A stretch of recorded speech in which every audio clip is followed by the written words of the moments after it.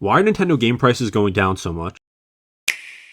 So the Switch 2 console was just announced to go up in price in a few months, but some of the games they have announced recently have been some of the cheapest they've been in a decade. There was a lot of concern when Nintendo announced Yoshi and the Mysterious Book would be $70 physically and $60 digitally, because we didn't know if it meant that it was a $60 game being priced at $70, or a $70 game being priced at $60 for the digital copy. Since then, we've gotten the announcement of Splatoon Raiders being $60 physically and $50 digitally. Same thing for Star Fox. It's also worth noting that Rhythm Heaven Groove, which looks to be the final first-party Switch 1 game, will be $40 for its retail release. So why is all this happening?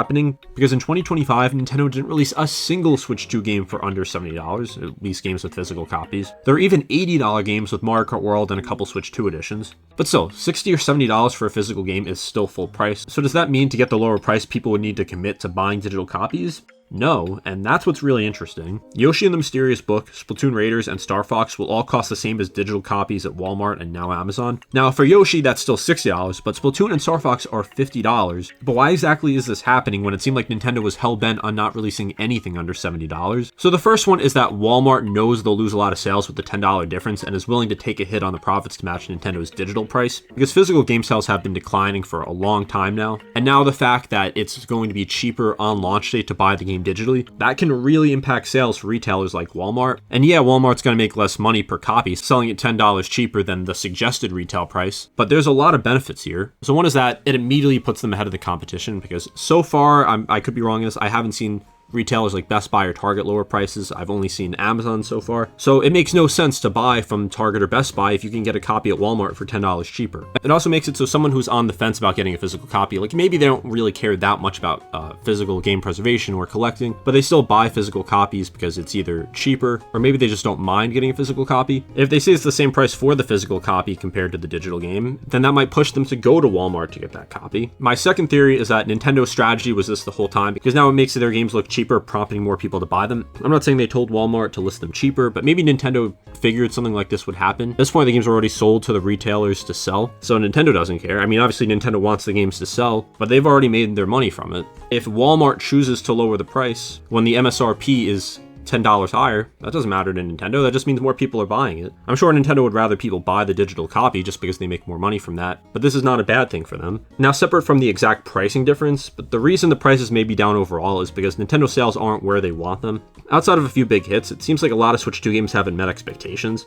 We got some reports from Nintendo recently, and it seems Mario Tennis Fever hasn't even sold 1 million copies, and I mean, that makes sense. $70 is a very steep price for a Mario Tennis game. The economy's pretty bad right now, and pricing Mario Tennis Fever at $70 is just not going to do it any favors. Really, outside of Bokopia, this quarter has not been the strongest for Switch 2 games. Now, Tomodachi Life has reportedly sold incredibly well, but remember, that's an original Switch game, not a Switch 2 game. Now, you could also say that these games are lower in price because they are smaller titles, and that's fair. But it's not like there weren't spin-offs or smaller titles last year for $70.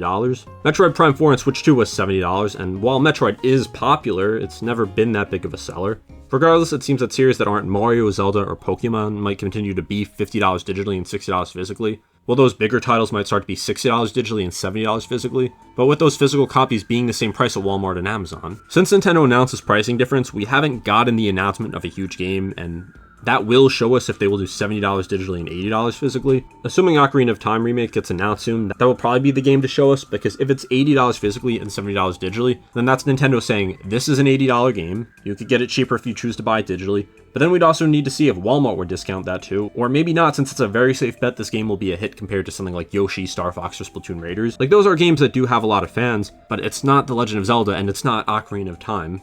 I also think that Ocarina of Time would probably have a collector's edition. I just feel like it has to. Nintendo doesn't really do that many collector's editions, which is kind of surprising because they could literally do anything and charge like $200 for it and people would buy it. And I think that Nintendo actually has quite a few cool collector's editions, but we just haven't seen them recently. I think at the very least, we'd maybe see like some Ocarina of Time amiibo for it. Like, I'd be very shocked if we didn't get anything like that. And now this is just a very big turnaround from where we were last year, where there was just a lot of discussions about Nintendo game pricing. I myself have been very critical about Nintendo's game pricing. Like, $80 for Mario Kart World, I know that was probably to encourage people to buy the Switch 2 bundle, but still, that's $80 for a game that just did not feel like $80. $70 for the Mario Galaxy 1+2. And remember, that's not even a Switch 2 game, that was a Switch 1 game, so that one was really controversial, but now you can find it for under $60 in most places. Metroid Prime 2, of course, being $70 on Switch 2, $70 on original Switch. Hyrule Warriors being $70. Kirby Air Riders being $70. There was not a single retail game for Nintendo Switch 2 last year that was under $70. So many people just thought that Nintendo's variable pricing was dead, that they were either going to do $70 or $80, that any budget physical games were not going to exist anymore. And going into 2026, it seemed like that was continuing. I mean, we got Animal Crossing New Horizons for $65 for the Switch 2 edition, still $5 more than when the game launched almost 6 years ago now, or now over 6 years ago, at least something like that. I forgot if it came out in March or whenever, but the point is that it didn't seem like Nintendo games were going to be really any cheaper than $70. Like Mario Tennis Fever, $70. Pokemon Pokopia, $70. I know an original Switch game, but priced at $60, which a lot of people still think is too much. And then when Yoshi was announced, I think everyone was expecting it to just be $70, and that's when we got the news of the $60 digital game, $70 physically. And that got mixed reception. Like for me, I think $70 for a Yoshi game is a little much, but I understand why they're doing that, to lower the price digitally to get more sales, and then people who still want a physical copy just have to pay $10 more. So I don't think it was the worst thing in the world. I think it's just pushing people to buy digital, which I'm not a fan of. But then when we saw Walmart discounted, and then we saw Splatoon Raiders $60 physically, and then $50 for the digital copy, and then Walmart did the same thing.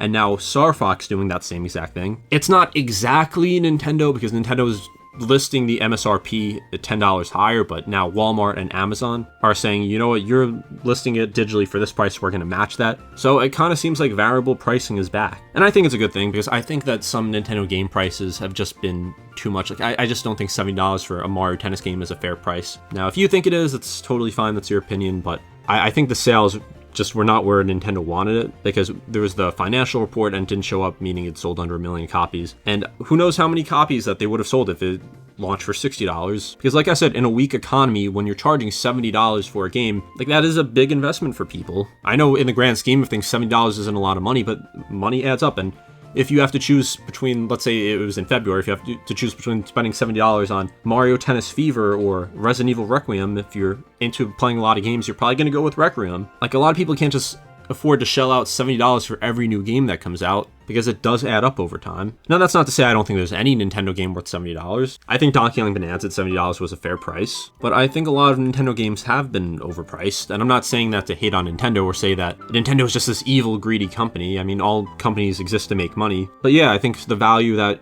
you're getting out of some of these games just isn't worth the price tag. And it seems like a lot of people feel that same way. And now changes are being made, because you might be able to get away with selling Mario Kart World for a big price, or you might be able to get away with Pokemon Pokopia because it's a Pokemon game and it just ended up becoming a smash hit. But I think Nintendo's understanding you're not going to get away with selling Star Fox or Splatoon Raiders or some of these more niche series for $70 price tags. And I'm sure with a lot of the bad PR of Nintendo pricing just being super high, that it has affected Nintendo. Like for me personally, Star Fox is not a game I'm ever going to spend $70 on, but for $50, it's definitely something I would consider. Yoshi and the Mysterious Book, never spending $70 on that, but $60, maybe that's a little much for me, like for a Yoshi game. Not something that's too interesting to me right now, but I'd at least consider it. Splatoon Raiders, another game. I just wouldn't spend $70 on that game, but for $50, it's again a game that I might pick up on launch day or around it. And then with Rhythm Heaven for $40, like that's a game that if Nintendo tried to sell that for even $60, like it would just be a commercial flop, because Rhythm Heaven is a very niche series. But for $40, I'm heavily considering picking it up on launch day, because ultimately games are only worth what you think they're worth. If Nintendo wanted to charge $100 for Rhythm Heaven Groove, I highly doubt that be many people that think it's worth that. For $40, that is worth it for me. So it's completely subjective what a game is actually worth. Because for me, there's games that cost $70 that are worth $0 to me because I just don't care to play them. I have no reason to spend money on that game. But I think for most games, especially Nintendo games, they're worth a certain amount to me and a certain amount to you, where you'll only pick it up if it's a certain price, because if it's any more than that, then it's just not justified to you. And that's how it is for literally every single thing that you buy ever, not just video games. If you go to the grocery store and you want to buy an apple and it costs 50 cents, you'll probably say, I want an apple, 50 cents is a good price, and buy it. But if you go to the store and the apple costs $10 for a regular apple, even if you want that apple, you're going to say, it's just not worth it, I'm not going to get it. And that is an extremely basic concept, and I'm only bringing it up to show just how subjective video game pricing is. I'm sure for some people they would gladly pay $70 for a Star Fox game because they're a big fan, but that's not most Nintendo fans. $50 is how you're going to get a lot more people.